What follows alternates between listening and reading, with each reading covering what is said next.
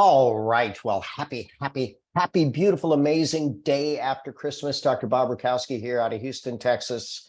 Yeah, I've had the joy of studying under Eric Worre for about a decade. And if you don't know Eric Worre, he certainly is one of those absolutely fantastic rags to riches story. Age 23, had 18 different jobs, didn't really succeed in any of them. Learned that building his network would build his net worth. And now he's got some of the best of both, $100+ million net worth, and spends time with some of the most amazing, successful, wise people on the planet.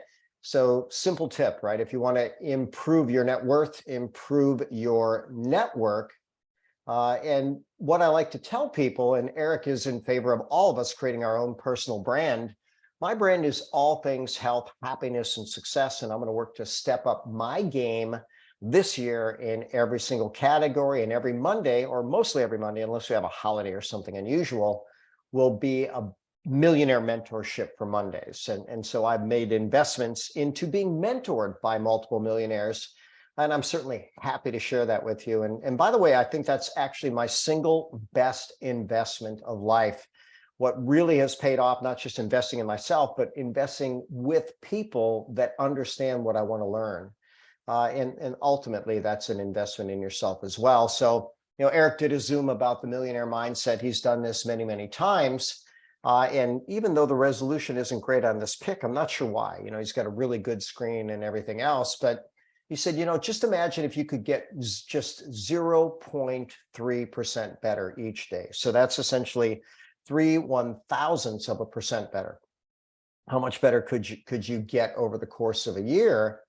Actually 0.3%. I said that wrong. So 0.3%, a very, very tiny measure. Well, at the end of a year, you'd basically be 100% better. And Eric's a big fan of compounding. That's year one. Well, you do it again, year two, suddenly you're 200% better. Year three, 400, year four, 800%, year five, 1,600%. And Eric's done that, for multiple decades. And he said very, very simply, his secret to success is what he calls plan, do, review. Plan your day, do your day, review your day, or maybe even less, plan your hour, do your hour, review your hour, or maybe even go in 15-minute segments. But you'll get a whole lot more out of things if you actually plan it, if you do it, and then you learn from what you've done.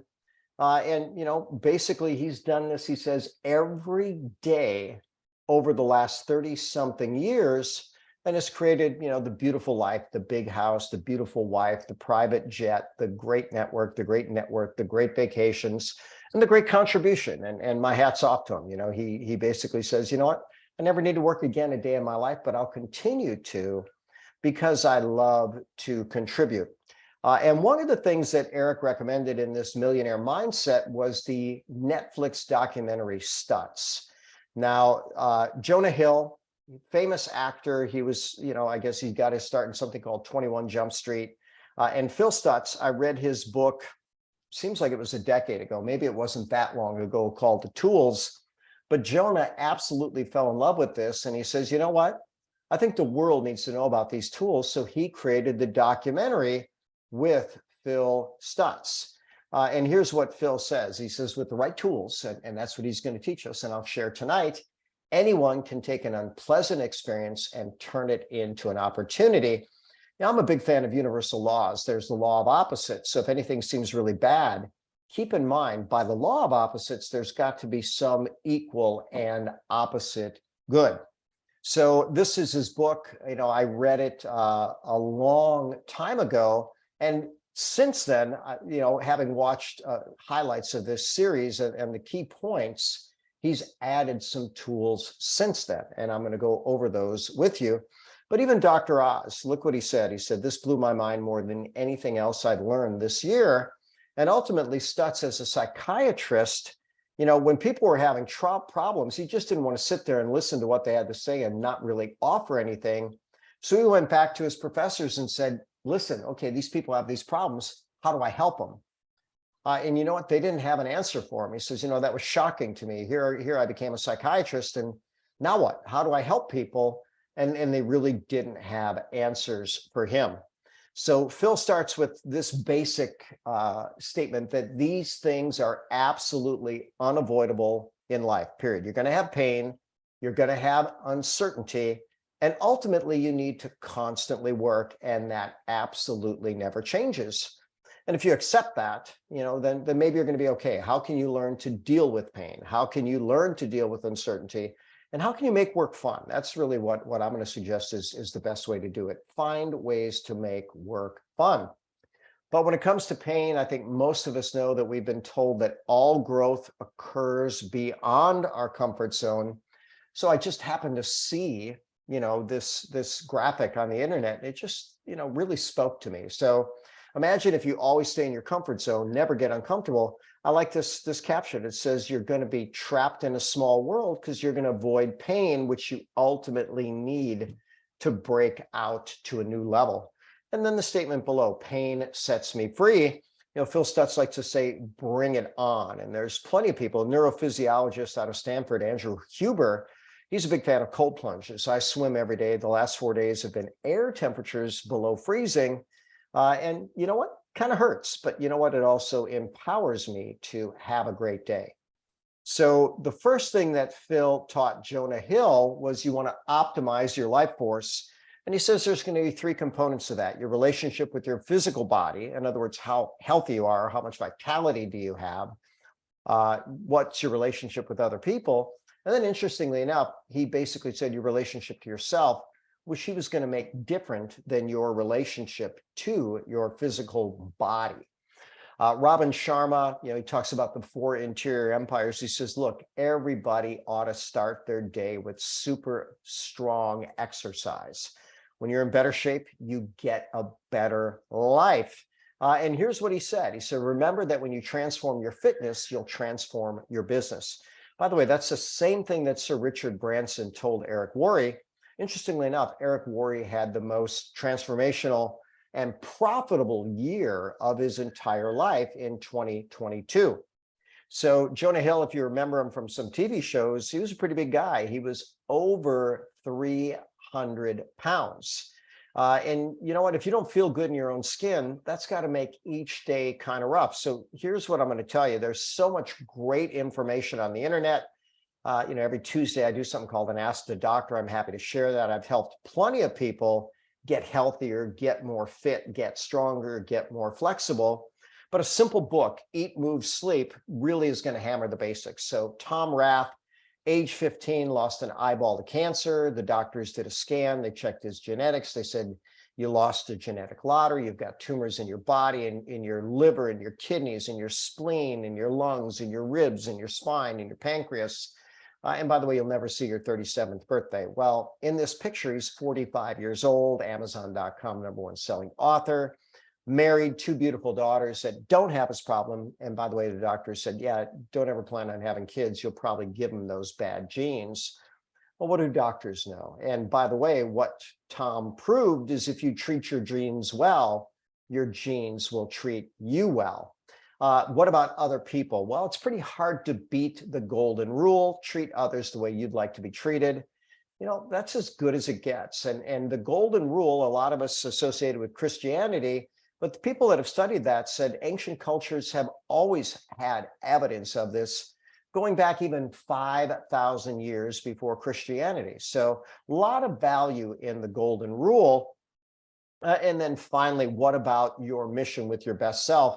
I'm going to use this quote from Rick Perry. He says, I've always believed the mission is greater than the man.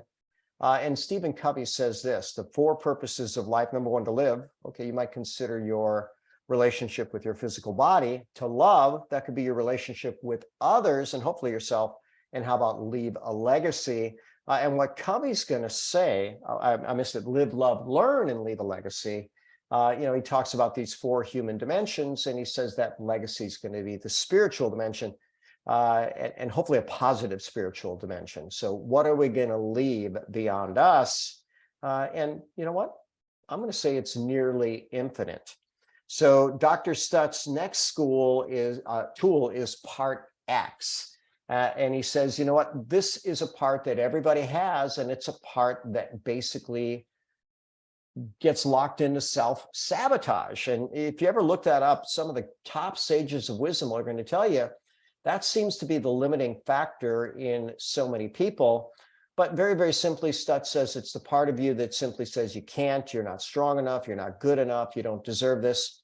And he says, you know what? Shut that person up, slap them, say, you know what? No, that's not true. That's, I'm partnered with infinite. I can be infinite.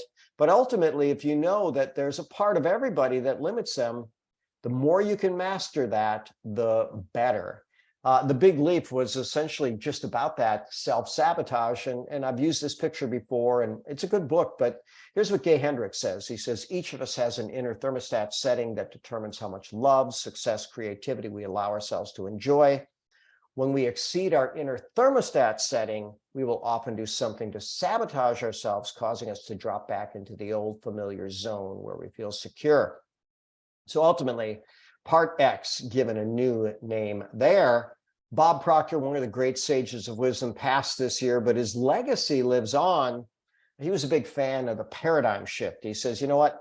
Just simply expand your paradigm. And you can do it with inspiration. You can do it with desperation. You can do it with hard work. I hope everybody's inspired by something bigger than themselves. I hope you're not desperate, but working hard, Phil Stutz says, that never goes away. So keep working hard to create the best in your life. Now, Phil Stutz talks about the string of pearls, and very, very simply, he says, you know what? The pearls each represent an action forward. They're all the same size, but he puts a defect in the turd, in the pearl. He calls it a turd. Funny term. But he says, you know what? No action is going to be perfect. Every action is going to have a turd. Everything has something not good about it. Just deal with it. It's just the way it's going to be. And I watched the part of the documentary where Jonah Hill was talking to Stutz. He says, you know what? I want the pearl in the turd. That's what I'm looking for. He says, because I see a bunch of turds, but I realize there's a pearl in it. And that is the law of opposites. So Stutz says you want to become the type of person who adds pearls to the string every day. You take a step forward. It's not always going to be pretty. It's not always going to be fun, but a step forward is just that. It is a step forward. And if you do it enough, I love what Sachin Patel said, consistency carves canyons.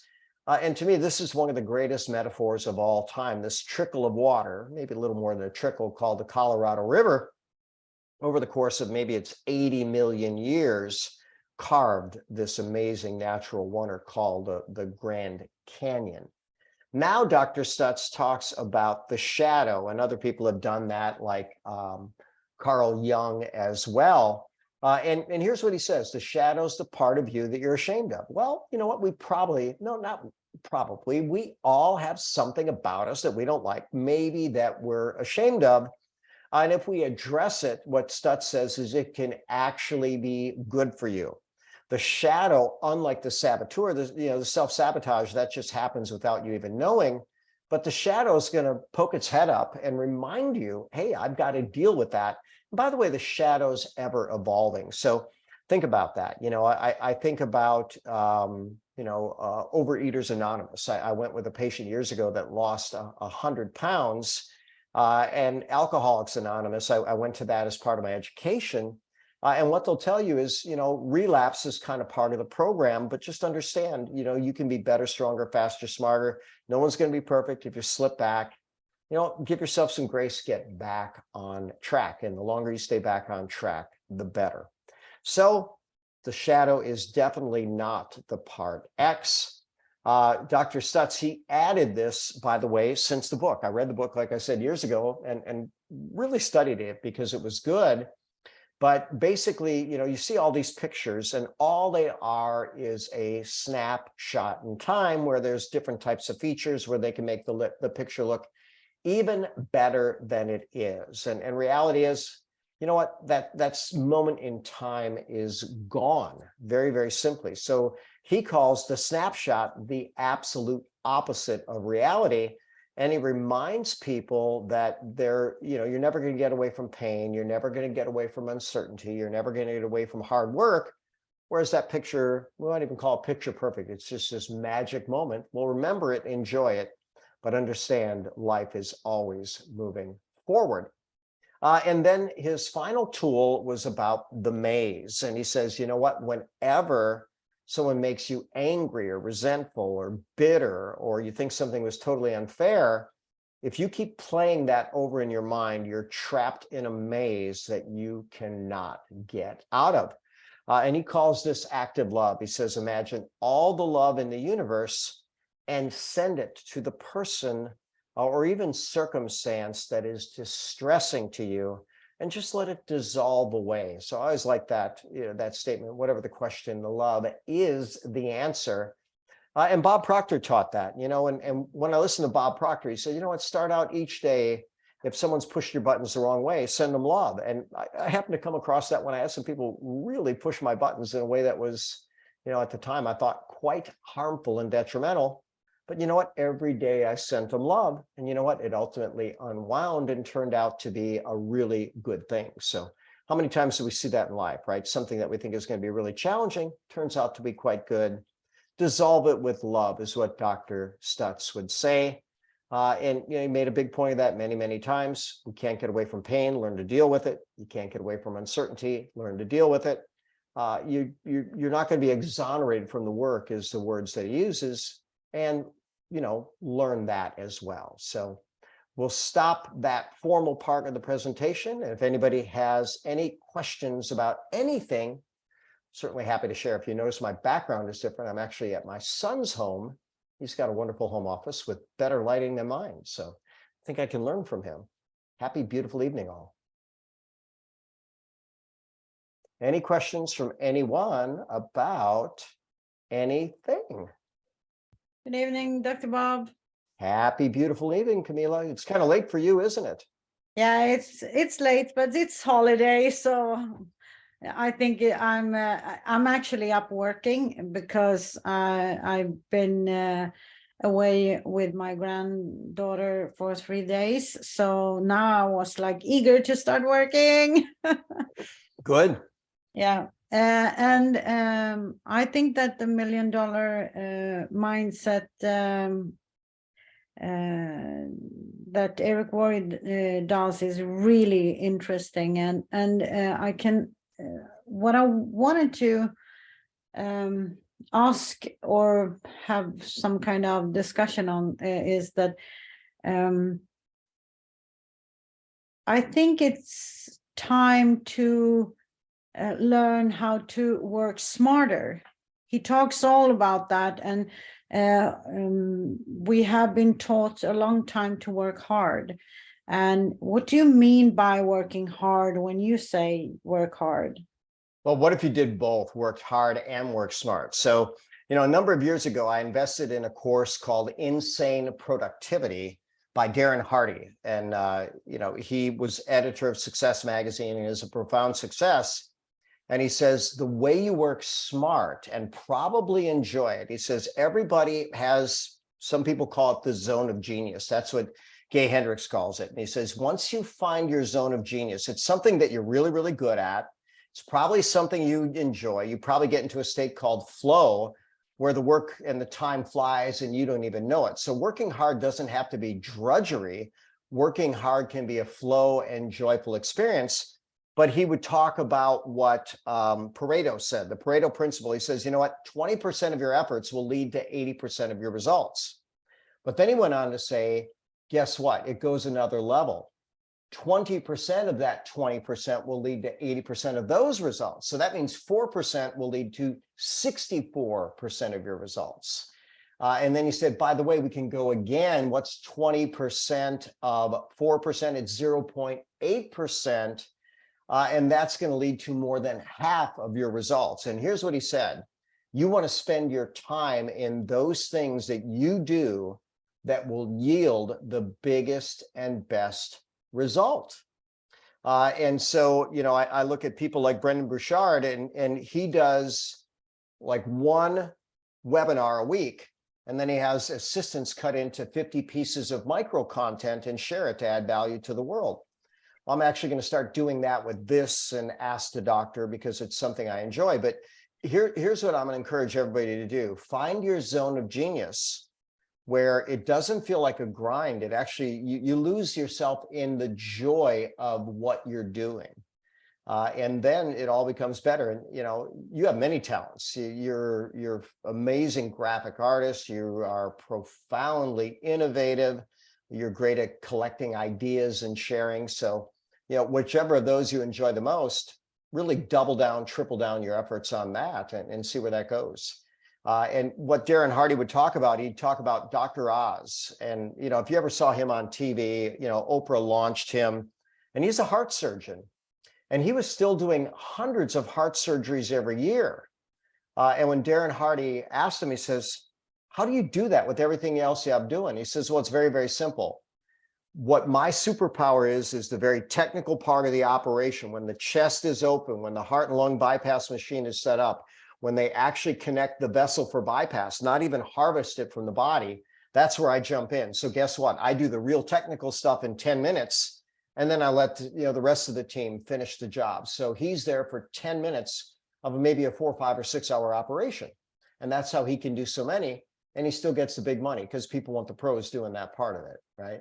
So ultimately, whatever your superpower is that you love, that will get you where you want to be, double down on that. And then double down again. And we'll see where it goes. I think the duplication, now it's kind of, the most important thing for me now is to set up systems, because I know I can do stuff really well, but in the past I have recruited a lot of people and I didn't have the system, and it almost killed me. So for me, it's kind of having the system so I can take care of everything that I do, because otherwise you'll only get stressed. And what I learned when I did my rehab for 8 years now is to time everything that I do. So I could see, like, I had 30 emails coming in, and before I used to procrastinate a bit on those emails, but now I know they take exactly like 17 minutes to answer. So then I just go for it, because I can just get it done in 17 minutes. So I think it's a lot about knowing what you actually do every day. That also makes it kind of easier. By the way, I'm going to share one of my productivity tips. I stopped email. You know, I have spent maybe all of 2022, maybe 2 hours on email. And in 2020, I might have been on email 2 hours a day. And then one day I just looked at these thousands of emails and everybody wanting something and everything else. And I said, I'm done. I'm just done with this. And I just shut it off. And so, you know, if you're in a position to do that, I was. So I did it. You know, now what I did is if I looked at someone was trying to reach me, they'd find a way to reach me. I'd say, email my office, and my staff will ultimately go through it. And if I need to address it, I will. But besides that, I use a VA. I'm also done with emails. It's time consuming, and it takes the joy out of your life. it can do that. Let's not let it. Yeah. Thank you, Dr. Bob. You're very welcome. Yeah, but Dr. Bob, you still made yourself incredibly accessible. So there's the trick, there's the magic. You've geniusly gotten rid of email, but you're still incredibly accessible. So thank you. Well, you're welcome. You know, so that's the thing, right? So if you free up 2 hours a day, what can you do with it? The things I love, which is interacting with you and Camila and the other wonderful people I see on here. So we're all on the same mission. We want to make the world better. And we have a wonderful way of doing that. I did find the more I wade into this, and because of the business we're in, all of us here, we can help everybody with this. I eventually had to draw the line. It was actually, I lose track of time. You'll learn that about me, Dr. Bob, but I think it was somewhere in the past month. That's Ella. And I had to draw the line between, this sounds bad, but I think everybody here will get it. I had to draw a line between someone that would, about thinking smarter. There's just some people aren't worth my time contacting. And I may not even approach them to begin with this. So I had to draw a line. I'm trying something a little innovative that may come to light. And I found the more I get into business, the more I sleep on it, the more I connect the dots, the more I wake up and discard that doesn't work. This is a lead. Somebody's pulling on this hook. I will go that way and I'll throw everything. But yeah, you sow a lot of fields and you very quickly have to pull the weeds and you know, you only have so many, and in case people don't know this, I'm doing this full time. And I view myself very seriously as being on the clock. So I won't waste. Waste is a bad, there's some people, organization stuff I won't approach. I don't have the time, and God bless them. I can't. And I just, it'd be like asking Tom Cruise to, hey, would you come and do a movie for me for 10 grand? Not likely to happen, right? Yeah. Not likely to happen. And I'm not Tom Cruise and I'm not doing getting the Maverick money, but I'm just, you know, that's the same analogy where it's just like, I can't. And I know some very successful people and they can't. I remember Bill Gates in an interview on 60 Minutes probably 30 years ago, and he stopped the interview. His assistant came in and stopped the interview. 60 Minutes. I mean, it doesn't get any bigger than that. And his assistant, Mr. Gates, we have to go. He wasn't being a jerk. He had more important fish to fry. You know, so that's how you got to be smart with your time. Every minute is valuable, and we never get that minute back. Nope. And, you know, all the sages are going to tell you, you're right. You're not getting that. Time is the most valuable resource. It's non-renewable. So make every moment an investment in some way or other. And by the way, in Stephen Covey, when in his 7 Habits of Highly Effective People, he would ask, well, is leisure, is that important? Well, it absolutely is, but it's not urgent. So, you know, make sure that you get that leisure. You've got to rest, recover, renew, all that other good stuff. You know, life's too short not to have fun. So we don't want to say you're all work, no play, but get the work done, play, nourish yourself, rest, recover. And when you get in that right spot, it's going to be good for everyone. I'm pretty sure of that. I've had some days where I honestly stopped and I amazed myself with the contacts. I have a very detailed list, what we said, what was, and the follow-up after so long. And I'm just amazed by the end of the day. I'll look at that going, holy crap, did I talk to that many people?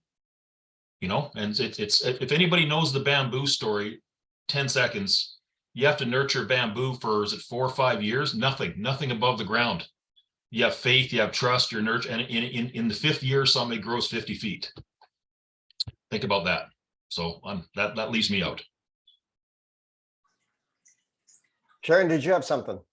I put down in the chat when you were speaking. The one thing that I've come to realize, I've been on the last 6 years of a healing journey, and my Nana of 100 years have not experienced the stuff that I've experienced in my life. And a lot of it's trauma. A lot of it I've dealt with is trauma. And my mom has come to me, and a lot of people have come to me and gone like, how can you be so upbeat? And I went, it's the power of learning the lessons. And they're like, how do you learn a lesson from trauma? I said, it's not the trauma itself, it's what you do with it afterwards. I said, I look at the experiences of my life that I've gone through, whether it's been dealing with the fact that I'm borderline personality disorder, dealing with the fact that I've come out of domestic violence a few times, rape, losing 4 children, self-harm, 19 years sobriety. I consider them all gifts now, because we're given gifts, whether bad or good, for reasons. You have to find the reason in that trauma. My children have, I've been to the hospital 4 times this year with one child with cutting and suicidal. She's attempted suicide. If I didn't experience those, I wouldn't have a full understanding what my child is thinking, or seen the signs to it in order to see them. So I consider them as gifts. Now, everybody's like, how can you, I don't know. All I can say is I look at my life experiences as gifts now. So I learned the lesson. And it's a powerful thing is once you've learned the lesson, you're able to heal. And help so many others. You know, God bless you for that. Wow. And, Thank- you know, Mother Teresa said this. She said, you know, I know God won't give me anything I can't handle. But then she said, I sure wish he didn't have so much confidence in me. You know, Right. and, Same you know, way. yeah, that would be probably true of you. And I say, well, Yes. you know, God probably knows I can't take much because thank God I haven't been given much to deal with. You know, certainly Yeah. I've had bad things in trauma. We all have, but Yes. fortunately they've been handleable. Well, I've sat there and I'm like, there's been a few times that I've sat here and I'm like, okay, I'm done with the lessons now. Mhm. It's my Yep. And I heard a quote today on TikTok, and it was about the brighter that you shine, the bigger the shadows that you cast. Yeah, you typed that in the chat. That's I'm that makes a lot of sense. And I'm like, wow. I'm Yeah. like, but it's true because there's always going to be a shadow that we cast. And the higher that we get, the brighter that we shine, the more shadows that we will cast. I think that's a great note to finish on, unless anybody has anything else on this beautiful evening. Thanks, Sharon. You're welcome. Yes. Thank you, Sharon. Thank you all. And I always like to finish with the words. Good night and God bless. I can't wait neither. Thank you, guys.